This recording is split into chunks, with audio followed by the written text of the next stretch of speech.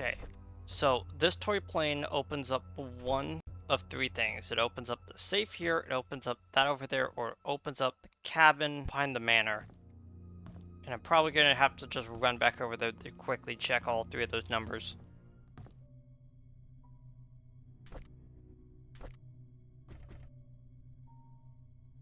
Well, it was worth a try. If the Slim Jim would open that up.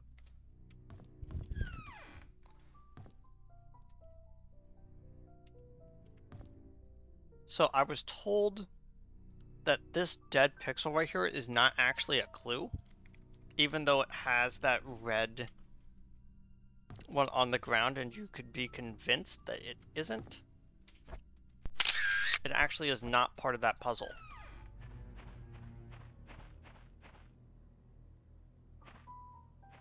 Oh. It's the missing box of Da Vinci? What is it doing out here?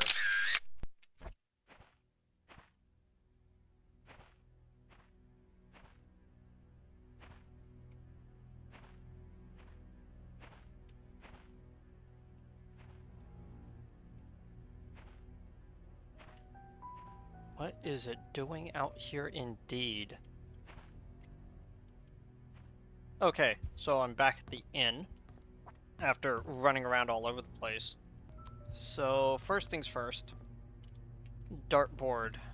2 red, 1 yellow. On both of them, though? No. This has, This is 2 and 1, and this one has 2 and 3.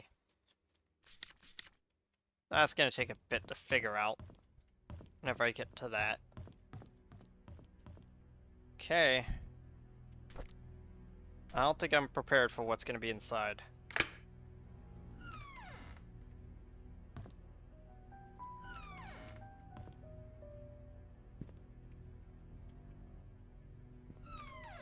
To be fair, I thought I was gonna find Steven's body.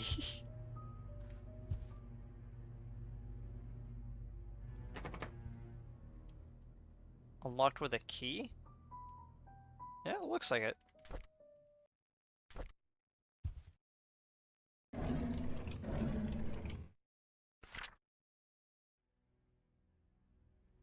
A photo of the locked code is Calvin's date of birth. What? I can't believe I'm so, like, one-track minded. I went to write date of birth, I wrote date of bird. I am so ashamed of myself. What the heck? That is Painscreek Community Hospital. There's someone on the roof. Okay. A little fascinating.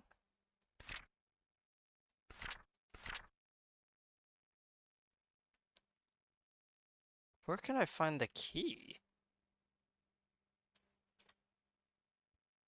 Is that a cross-shaped indent?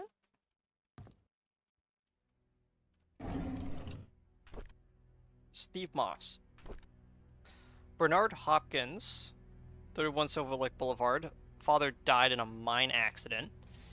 He was at home the day Vivian was killed with no alibi. Interesting. So, Bernard technically has a motive if his father was part of the mine accident and then worked his way up into their good graces so he could eventually kill Vivian. Interview with Dorothy? Nope. Interview with Mary tomorrow at Moon Cafe. Crossed off. Meeting with Sheriff at Outpost at 10 a.m. on May 11th. He mentioned wanting to show me some files. Found a hidden panel in the inn's reception area. It's part of the counter. It's hard to pop open. The latch is placed at one of the corners. Some interesting stuff they hide it in there.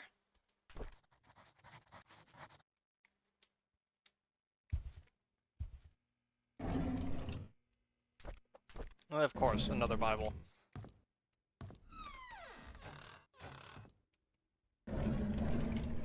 Yeah, I didn't think there would be anything inside of this, but I thought I might as well check. Who knows, maybe they shoved Steven's body, like, inside of it. And yet we still don't know where Steven is. So you're saying that in one of the corners of the reception desk, I should be able to pop open a latch?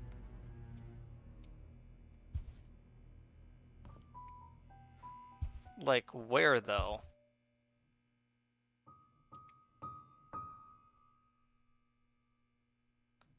It said examine. Oh, that's the...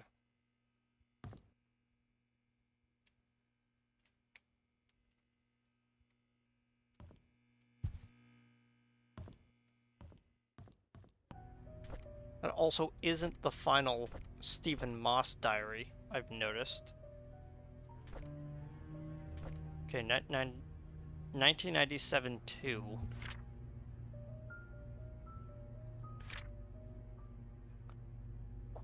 Inn's reception area. It's part of the counter, it's hard to pop open. Latch is placed at one of the corners.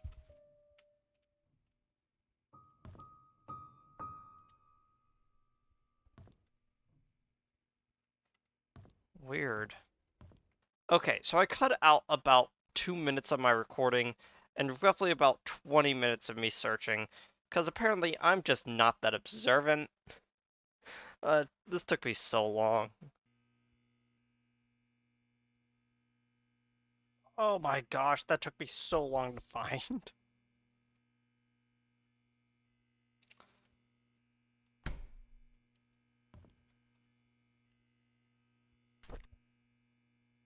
A rabbit?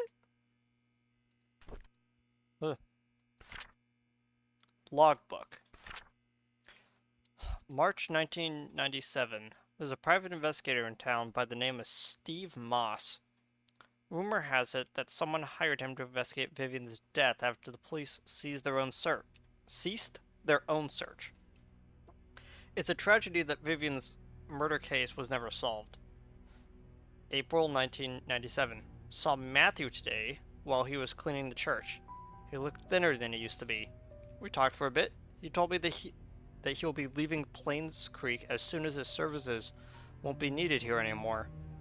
I think the recent deaths in Painscreek affected him tremendously, not to mention the tragedy that befell his adopted son, Scott. Even now, no one really knows what really happened. None of the cases were ever solved. Sometimes I wonder if Scott did kill Vivian, or was he just unfortunate and wrongly accused. April 14th, 1997. Mr. Moss came by today. Decided to question me to see if I know anything he hasn't already learned. Told him everything I legally could. When he asked how his investigation went, he said something about an incident that happened in 1975, which might just be the breakthrough that he needed. As he left, I could not help but wonder if it had to do anything with the mansion maid who left Painscreek. So let's pull back up Dorothy's 1995 one. Oh my gosh. Yeah. Sophia's very well liked in 1973. Anyone have a diary from 1975? No one.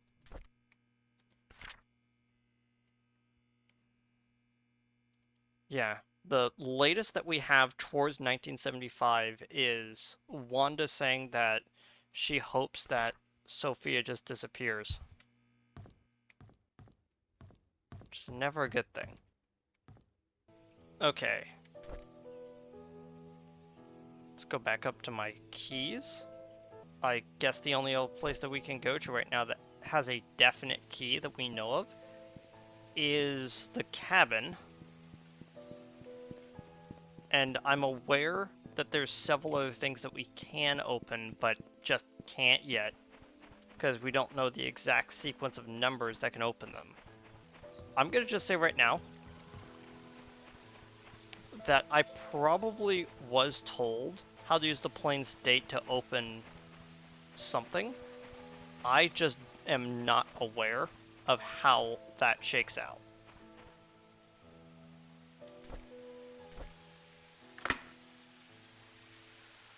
Okay, made it to the cabin, and in my notes it says that Act 2 ends when we find that cabin's secret room. So what I'm probably going to do is I'm probably going to split this whole section up into 2 videos after I find the secret room, and the third one is using clues from the Act 1 and Act 2 videos to unlock everything else. And that's going to basically be my that's going to be my like one like grouping of hints, you know. It's not the fact that I need those hints, it's just that I'm bad at puzzles. Okay. So the cabin is its own location. Like the inside of the cabin is its own location.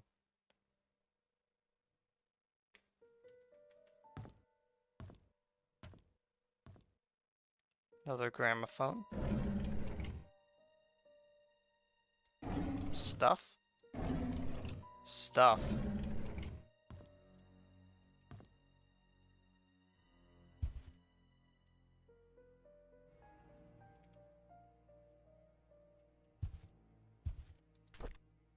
Master carpentry. Interesting.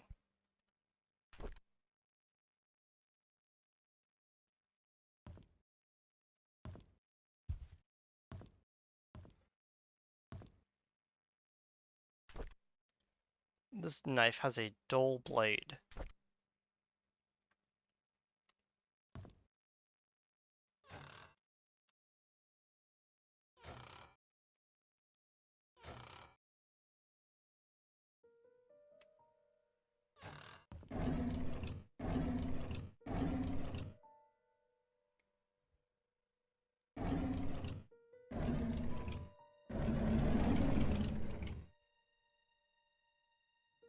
Some more of those audios I see.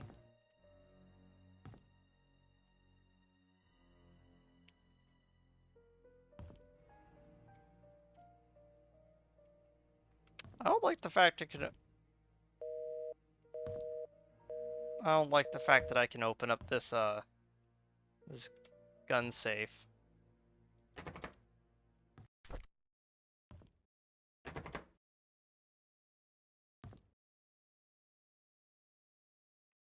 Where does this door lead? Doesn't look like it has much space.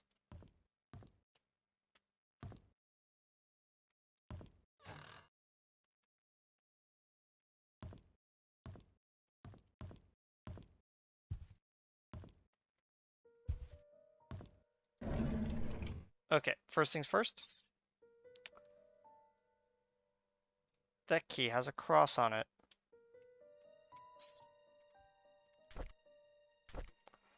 Might be usable at the church. Yeah.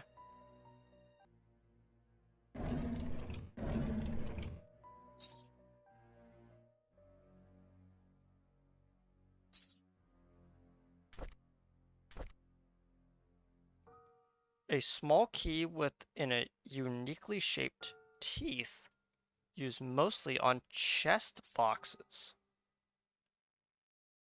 Chest box. Huh. Oh, this must be the chest of Scott's stuff. Okay, I got it.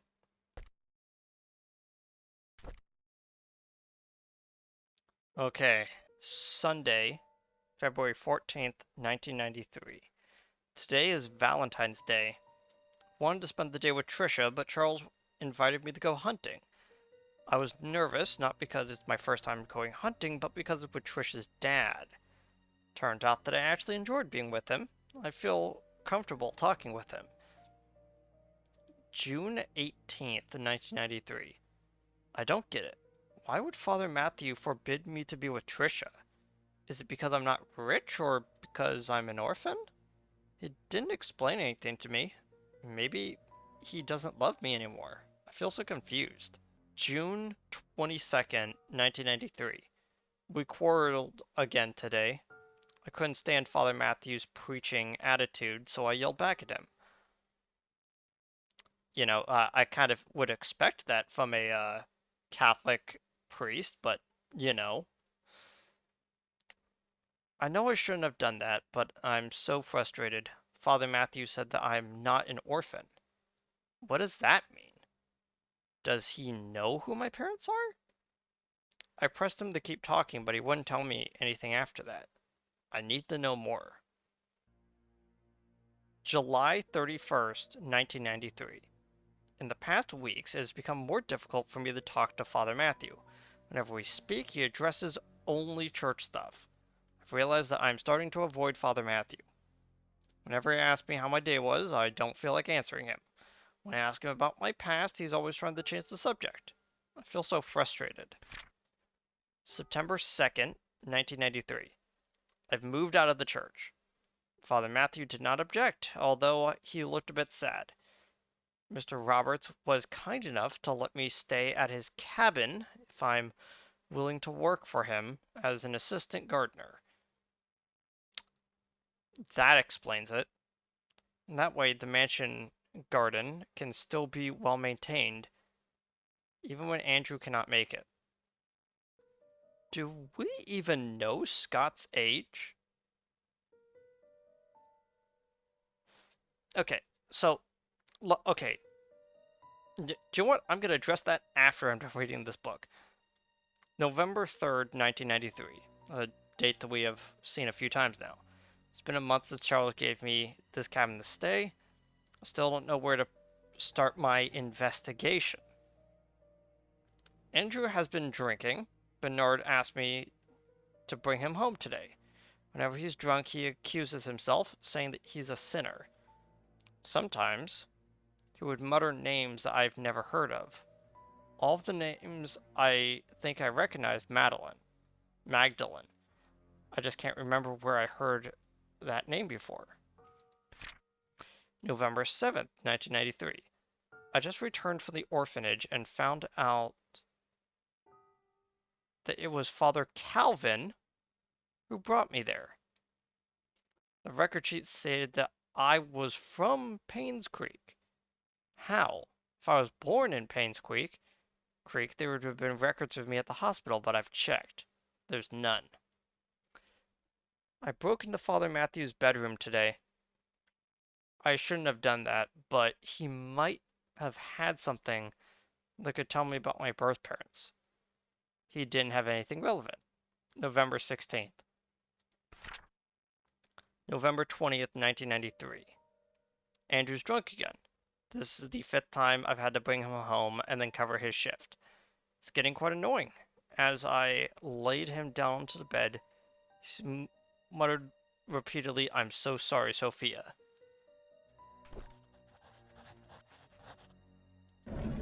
Okay.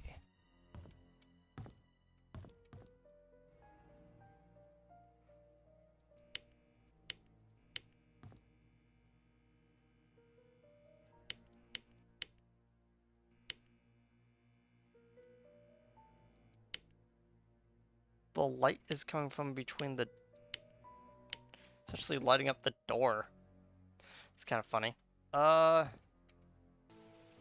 am I suddenly scared? Okay. So, I had the thought that Derek might actually be the illegitimate child of Charles and Wanda. And then in my brain, while I was reading Dorothy's diary, I thought that they look very similar. So it's possible that Trisha is Dorothy's daughter.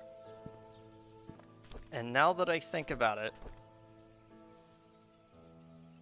Scott has black hair. Or at least he has pretty dark hair. What if Scott is Sophia's son. So I I just want to think about this. Scott, by this, would have 3 illegitimate kids that all hang around each other, and none of them are Vivian's. I could see why Vivian would be a little upset, and I could totally understand Dorothy being a surrogate for them. Yeah, a surrogate mother for Trisha, and then Vivian finds out that Derek is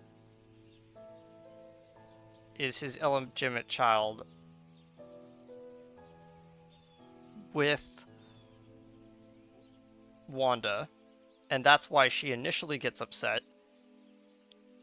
And then she confronts Scott when she finds out that he's Sophia's kid, because she already didn't like Sophia or him trying to find out anything about her. Now, I just want to mention one thing while I'm on this train of logic. Stephen Moss was at the manor. Not only was he at the manor,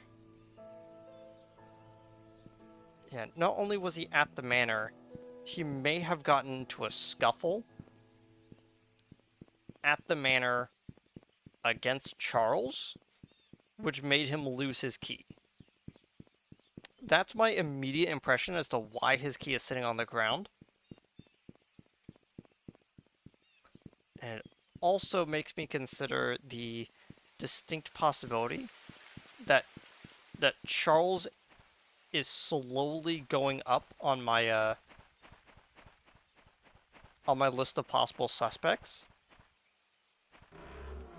because of how much he is tied in with all of this. Okay, so first,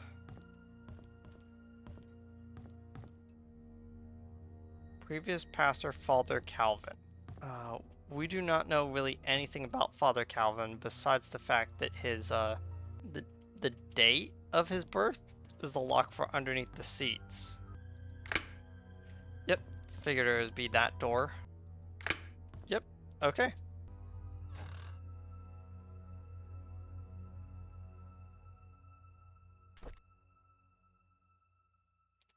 Blanket with moon, stars, and my baby boy on it.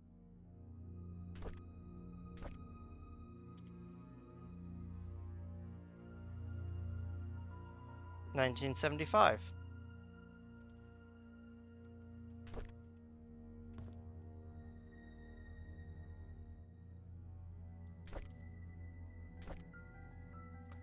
Tuesday, November 3rd, 1993.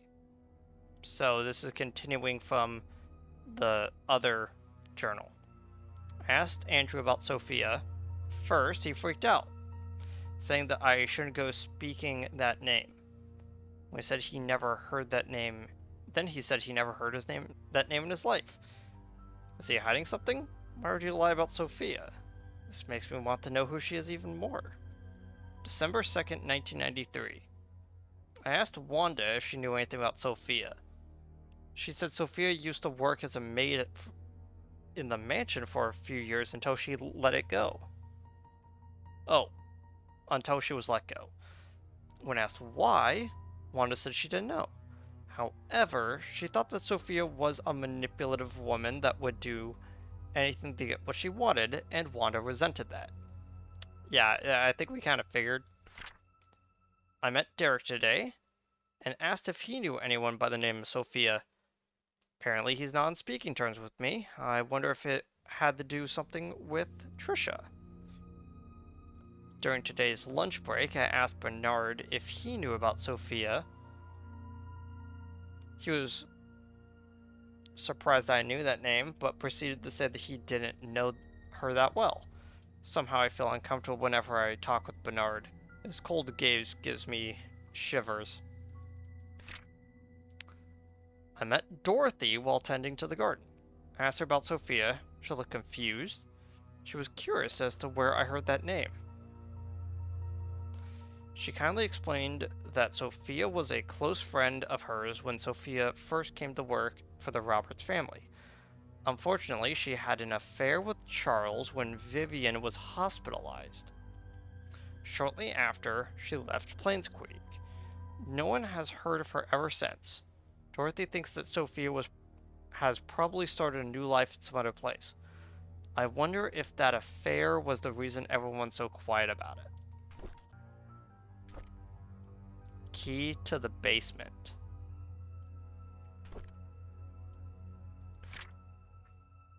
Dear Scott, I'm Sister Rachel. Although I wasn't here when you last came, I hope you remember me. Okay, so this is a few months after that final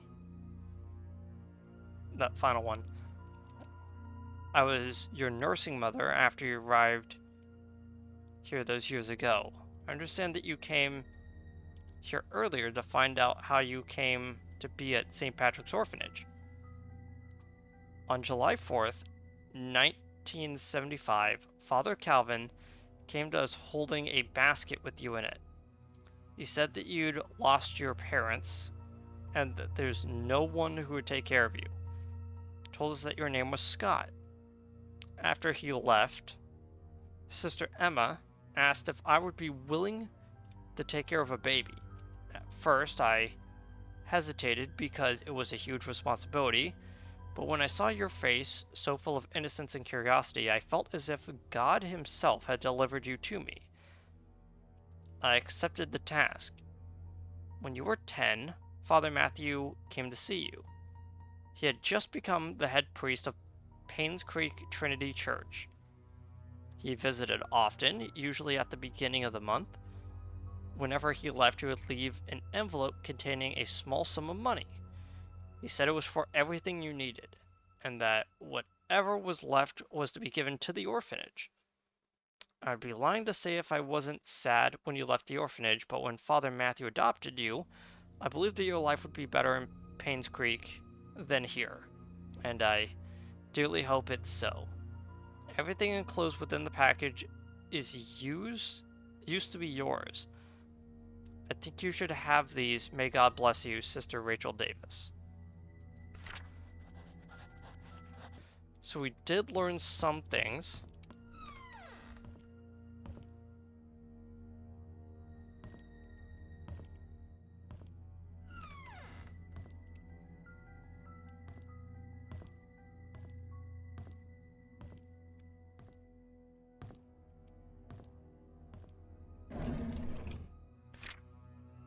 O'Malley's Associates. Attorneys at Law. Dear Mr. Brooks, we have evaluated your case and we accept the request to represent your son, Scott Brooks, in court. We're in the process of drafting an appeal for his case. Considering the sensitivity of the situation, we urge you not to make any public statements until consulting with us.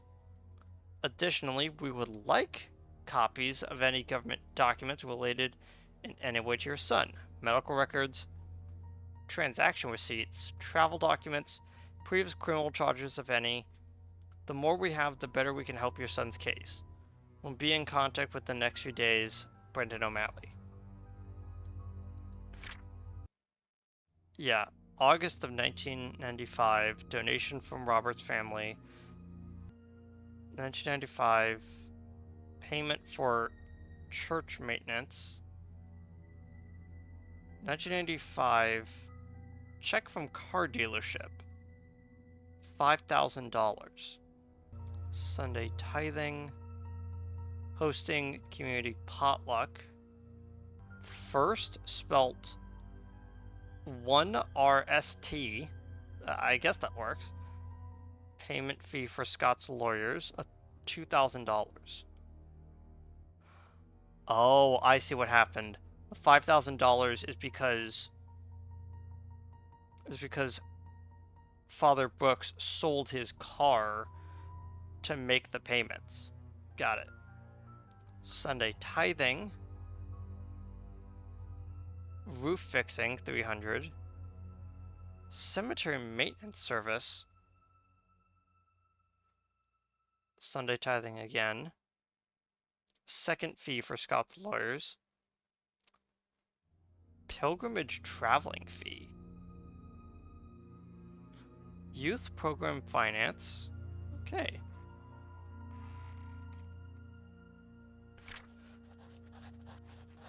Not quite sure what that's supposed to mean, but it is fascinating.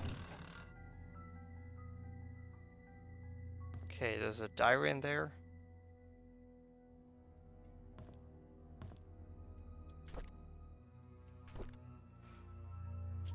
February 25th, 1991.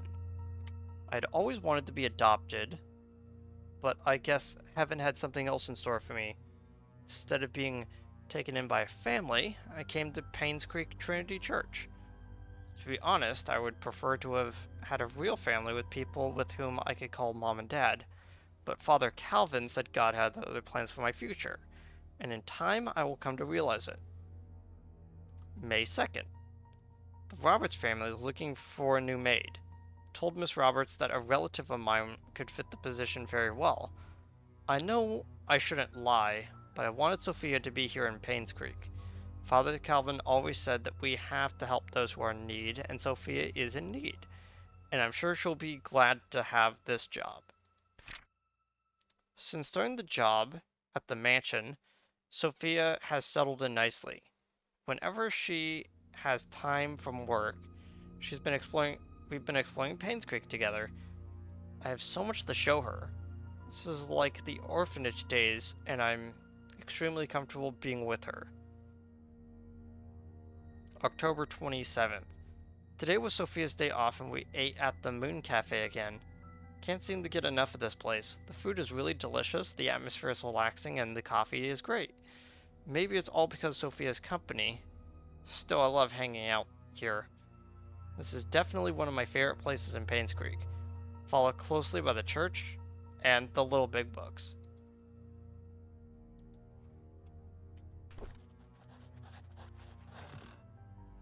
Yeah. So, Sophia was Matthew's friend from the orphanage, which explains why January 16th, 1975. A few months have passed since I've arrived here. This missionary trip is harder than I expected. There's no clean water, the food lacks nutrients, and there isn't enough medicine. We have requested help from the HW the WHO, but I haven't received any reply yet. I feel so frustrated. What am I to do? When Father Calvin first sent me here, he asked me if I would be willing to stay for 6 months. It'd be a great training for me, he said. I agreed that was before I came. 6 months has now passed, and I think I will extend this for another 6 months. The people here need as much help as they can get. I'm not a doctor, but I can help them through my support and prayers.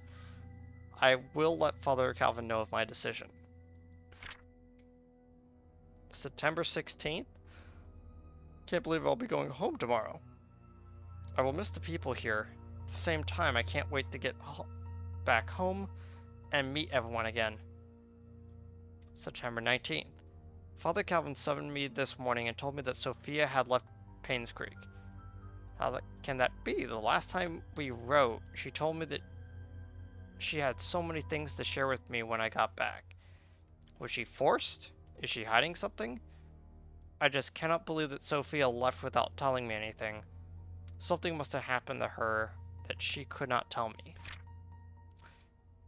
December 29. It's been almost 6 months since Sophia left Painscreek. I have asked everyone around. No one seems to know where she went. Father Calvin told me to let it go. He's right. I should not dwell on matters of the heart. There are more important things that that I need to focus on. If Sophia and I are meant to meet again, God will let me know. time I move on with my life. Hmm. And that is not the last...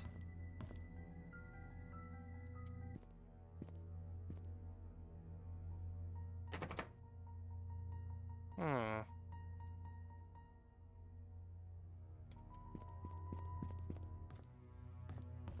So what basement does this key go to then?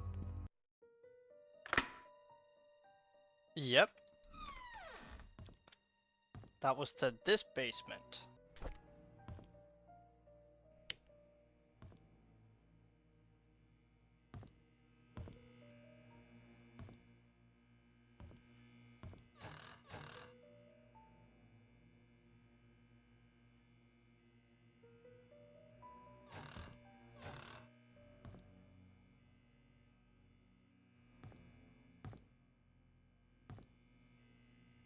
Scott, you're a little bit too clever for your own good. I can tell that this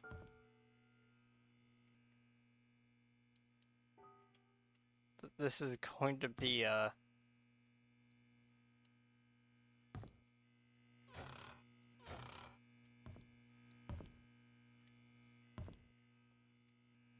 hmm.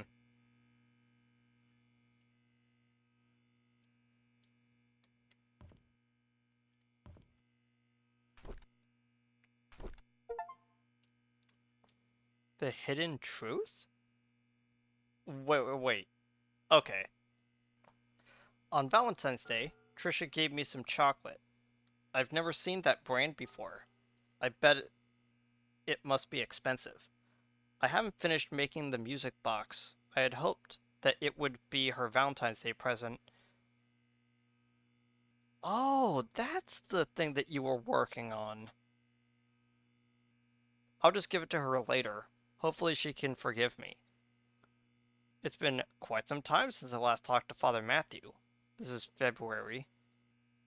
He's always asking how I'm doing after Sunday service, but I tend to ignore him whenever possible.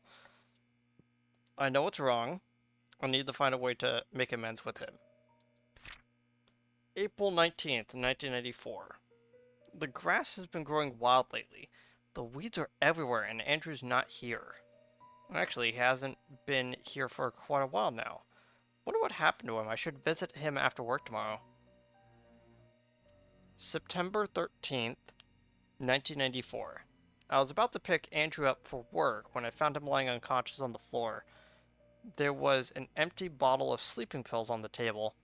I immediately called the ambulance. According to the nurse, this is Andrew's third attempt. She's glad that I saved him in time. An hour later, and he could have died. I don't know why Andrew would do that. What I know is that he must be lonely. He needs a friend. I visited Andrew at the hospital today. He's out of ER and recovering quite well. While I was cutting the fruits, he told me his story. This is like 2 whole pages. September 18th, 1994. I feel like that out of all of these books is the only two dates I really needed was in 1994, August. So I'm just trying to figure out. Andrew Reed dies in June. In 1972, there was a maid who came to work at the mansion. Her name was Sophia. She was a hard-working young lady with a great personality. She was loved by many. A few years into her job, however, she had an affair with Charles. Child was born when Vivian found out, she was furious and decided to kick her out of Painscreek. What happened after that was a tragedy. On June 26, 1975, at 11 p.m., Vivian, Dr. Johnson, and Andrew confronted Sophia. A fight broke out. Sophia fell and hurt her head on a nearby well. She stopped moving. Dr. Johnson checked and realized that she was dead. Her neck had been broken. No one knew what to do. Vivian asked Andrew to take care of the body and her baby. Andrew did what he had to do to protect Vivian. After that night, they vowed never to tell anyone about the incident. Before leaving, I asked Andrew what the baby's name was. He said it was Vincent. As I left the hospital, I couldn't help but pity Andrew. He lived a confusing life, and the struggle shows. I hope he can heal. Okay. So, it took me a little bit. It doesn't look like I can interact with the well at all, but considering how hard it was to figure out the location you have to click on for the reception's desk, it's probably just incredibly well hidden. But the thing is that I don't think I'm done with the cabin. Even though I managed to get down into here, it feels wrong. Almost like... I tried to do that classic thing where I get into the,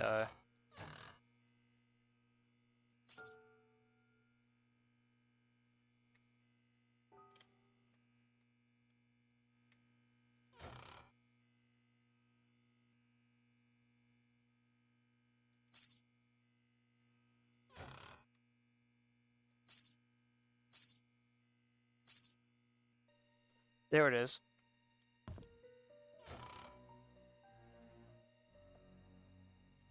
And I need a Celtic cross? Okay, so clearly I'm not done. I need that cross wherever it is. And I think, personally, after finding that journal, it's a good place to stop for the night because it's like a 3-hour recording session. As I said, I've basically hit a brick wall. And even though I'm supposed to now proceed without any sort of clues, I am aware of how to solve at least one puzzle from Act 1.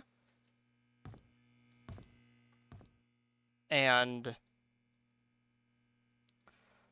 I'm gonna attempt to solve the darts puzzle on my own, and then I will come back with results.